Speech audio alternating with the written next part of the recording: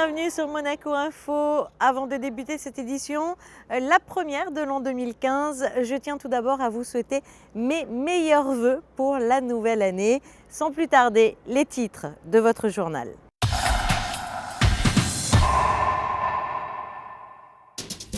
Mis en place par le gouvernement princier, le transport à la demande fait de nombreux adeptes en principauté. Focus sur les modalités à respecter pour le 7 janvier prochain, jour de la présentation officielle des enfants princiers. Retour en images et en musique sur la dernière représentation de la danseuse étoile, Bernice Copierter, qui raccroche les pointes après de nombreuses années passées au sein de la compagnie des ballets de Monte-Carlo. Nous ouvrons cette édition avec ce service de mobilité mis en place par le gouvernement princier. Le transport à la demande a été lancé dans le secteur du quartier Hector Otto. Un service qui, vous allez le voir, était très attendu.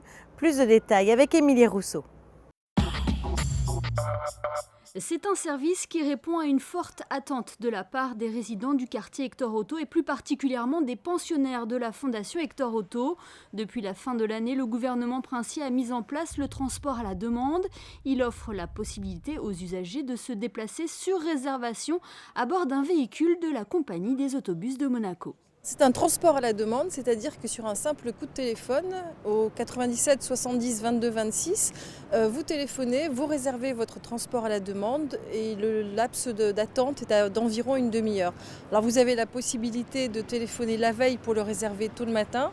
Je rappelle qu'il fonctionne tous les jours de 8h à 19h. Et pour les réservations de 9h à 17h. Et les jours fériés, ils fonctionnent de façon plus limitée avec une interruption entre midi et 2. Les arrêts desservis par le transport à la demande sont signalés par ce petit bandeau violet.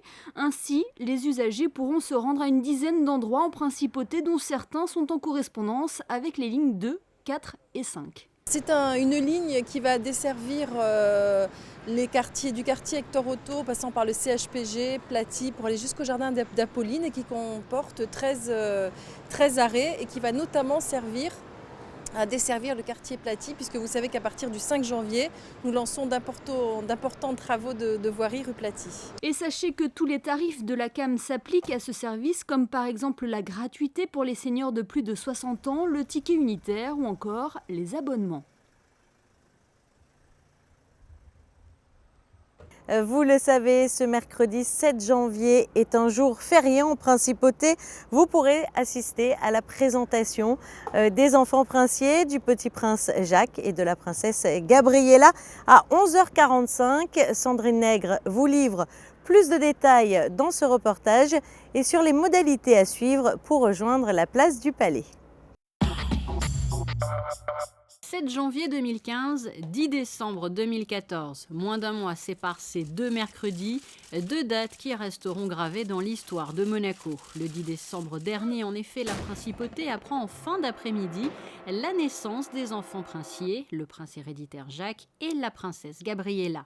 Mercredi 7 janvier 2015, monégasques, résidents et salariés de la principauté ainsi que toutes les personnes le souhaitant pourront assister à leur présentation officielle. Il faudra se munir d'une pièce d'identité. À l'issue de cette présentation, leurs Altesses Sérénissimes, le prince Albert II et la princesse Charlène rejoindront la place du Palais. Quelles sont les modalités pratiques? Si vous souhaitez être présent, il faudra rejoindre la place de 10h à 11h30 au plus tard. La présentation aura lieu peu après 11h45 du balcon. Les accès s'effectueront par la rampe Major, la rue Émile Delotte, la rue Comte-Félix Castaldi et la rue Basse. Sachez que vous pourrez rejoindre la place de la Visitation en bus. Ils seront gratuits ce jour-là. Autre gratuité, celle du parking des pêcheurs et du parking de la digue. Avis à nos amis les bêtes, pour terminer, les animaux ne seront pas acceptés sur la place du Palais. Et puis sachez que vous pourrez suivre en direct sur Monaco Info cette présentation officielle, à savoir également les sirènes qui sont testées habituellement tous les premiers mercredis du mois retentiront exceptionnellement ce jeudi 8 à midi à la place du mercredi 7 afin de ne pas perturber les festivités. La principauté accueille chaque année de nombreux touristes pour fêter les fêtes de fin d'année au bord de la Méditerranée. Alexandra Pani est partie à leur rencontre quelques heures avant le passage en l'an 2015. Ils sont venus d'Australie, d'Angleterre, d'Italie bien sûr ou encore du centre de la France. Ces touristes ont tous choisi comme destination Monaco pour célébrer les fêtes de fin d'année. C'est à la fois pour son climat très agréable et la convivialité qui s'en dégage qu'ils ont décidé de passer le réveillon du jour de l'an sous le soleil azuréen. Nous sommes tous les deux déjà venus une première fois. Nous avons choisi de venir ici parce qu'en Suisse, d'où nous venons, nous avons beaucoup de neige en ce moment. Nous avons donc voulu venir sur la côte méditerranéenne pour profiter de ce beau temps. Nous avons décidé de commencer notre séjour par Monaco et nous irons ensuite à Nice. La vue, c'est une ville magnifique, les montagnes, le port, c'est très beau. Le marché de Noël était très joli. Mon petit cousin a passé un moment très agréable. Il y a beaucoup de monde, il y a énormément d'animations. Et c'est vrai qu'on voit de très belles choses. Et c'est vrai qu'on peut se promener. L'énorme avantage, c'est que nous, on se promène, on pose la voiture et on fait toute la semaine à pied. Et ça nous change un peu de notre quotidien. Voilà. Et on apprécie parce qu'on prend les bus, je fais des photos, je fais tous les petits marchés. Moi, j'adore les photos, donc je fais les petits marchés. Et voilà. Et c'est vrai que je trouve que c'est très, très, très plaisant. Puis on a une chance incroyable. On a un temps magnifique. Donc pourvu que ça dure. C'est essentiellement le beau temps, on va pas se mentir, surtout que vu la météo en France en ce moment. Et bon, le charme, c'est un charme, c'est tout. Voilà, c'est un mixte entre France et Italie, c'est pour ça. Le palais princier et la cathédrale restent les lieux les plus prisés par les touristes en cette période de fin d'année. C'est avant tout le côté historique de la ville qui les séduit. C'est un ensemble très respectueux des traditions et du prince Albert. Toute la ville est très agréable, tout est beau, vraiment très beau. Nous avons toujours voulu venir, j'aime tout ce qui se fait ici, le style à la française. C'est magnifique pour nous. Depuis tout petit, j'ai toujours voulu venir ici. À l'époque, lorsque j'ai lu l'histoire d'Aristote Onassis, lorsqu'il est venu s'installer à Monaco, j'ai été fasciné par cette ville. Et l'histoire de Grace Kelly également. Nous aimons l'histoire liée à Monaco, la culture, la richesse, la beauté, l'abondance. Les résidents monégasques savourent eux aussi ces fêtes de fin d'année. Rien que le fait d'avoir les bébés, c'est une merveille. Voilà. Et puis, ceci dit, c'est toujours aussi plaisant, toujours aussi agréable. On reçoit des amis de l'Est et qui adorent la région. Donc bien souvent, ils descendent pour Noël, au jour de l'an, ou Noël chez eux et jour de l'an chez nous, parce qu'il y a le soleil, le beau temps, donc qu'ils n'ont pas chez eux. Le casino rencontre toujours un franc succès auprès des visiteurs. Nous venons d'Inde, mais je travaille en Allemagne. Donc nous sommes venus ici pour passer des vacances avec ce beau temps, mais aussi pour son casino qui est très célèbre. Maintenant, on veut aller à la casino. Oui. Et puis les palais de Francis. Et les cathédrales, les musées, oui. Quelque chose comme ça. Le soir du 31, c'est donc naturellement sur la mythique place du Casino que les monégasques et vacanciers se rejoignent pour célébrer à l'unisson le passage à la nouvelle année. Dans Faust de Jean-Christophe Maillot, Bernice Copiters a donné sa dernière représentation à la Salle des Princes au Grimaldi Forum. Le 31 décembre dernier étaient présents le prince souverain, la princesse de Hanovre, ainsi que de nombreuses personnalités de la principauté. Une soirée riche en émotions que nous présente José Sacré. Mercredi 31 décembre 2014, dans sa loge de la salle des étoiles du Grimaldi Forum, Bernice Copiters se prépare pour sa dernière représentation en tant que danseuse étoile des ballets de Monte-Carlo dans un grand rôle, celui de la mort, dans Faust, de Jean-Christophe Maillot. Bernice Copiters est fébrile, d'une fébrilité contenue, silencieuse. Est-ce le trac ? Peut-être. L'émotion ?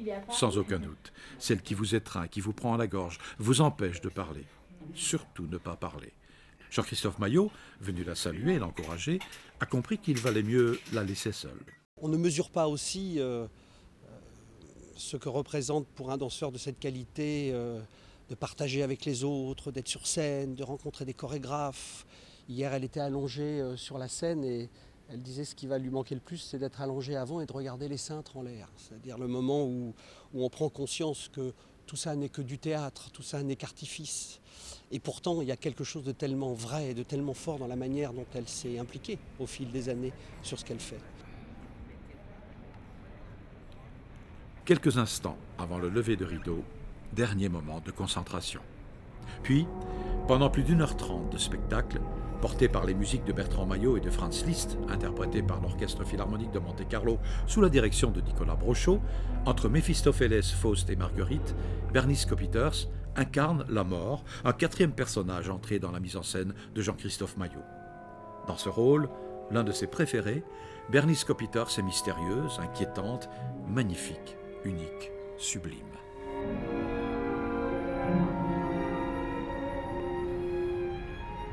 Dans le Faust de Jean-Christophe Maillot, seule la mort survit. À la fin du spectacle, elle monte sur les barreaux en néon d'une échelle censée l'emmener au ciel, alors que le rideau tombe. Mais le soir du 31 décembre 2014, le rideau n'est pas tombé. Bernice Kopiters a eu la surprise de trouver à ses pieds les 3 artistes qui ont sans doute le plus compté dans sa carrière, le chorégraphe directeur des ballets de Monte-Carlo Jean-Christophe Maillot et les danseurs Gaëtan Morlotti et Chris Rouland, partenaires de tant de spectacles inoubliables.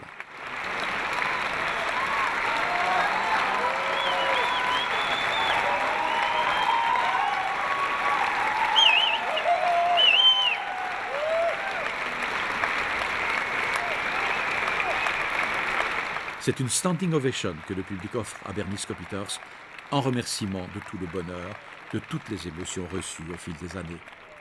Le rideau tombait, Son Altesse Sérénissime le Prince Souverain, Son Altesse Royale la Princesse de Hanovre et sa fille, la Princesse Alexandra, ont rejoint sur la scène les artistes des ballets de Monte-Carlo. Son Altesse Sérénissime le Prince Albert II a longuement félicité Bernice Kopiters. Son Altesse Royale la Princesse de Hanovre, présidente des ballets de Monte-Carlo, mais aussi et surtout l'amie de toutes les danseuses et de tous les danseurs, leur guide, leur confidente, était en larmes. Comment peut-on imaginer une création de Jean-Christophe Maillot pour les ballets de Monte-Carlo sans Bernice Kopiters? Il le faudra pourtant, à moins que, toujours présente dans la compagnie en tant que maître de ballet, elle nous fasse la surprise d'une apparition ponctuelle en guest star d'un nouveau ballet. C'est possible. C'est probable, tant il est vrai que les étoiles ne meurent jamais.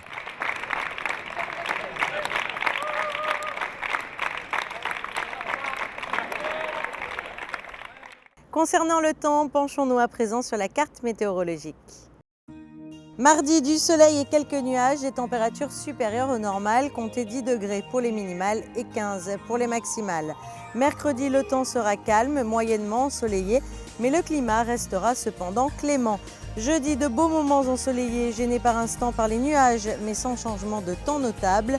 La journée de vendredi sera comparable à la précédente, des nuages sans pluie, avec quelques apparitions du soleil.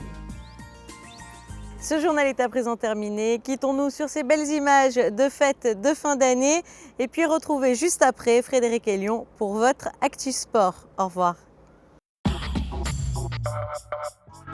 You know that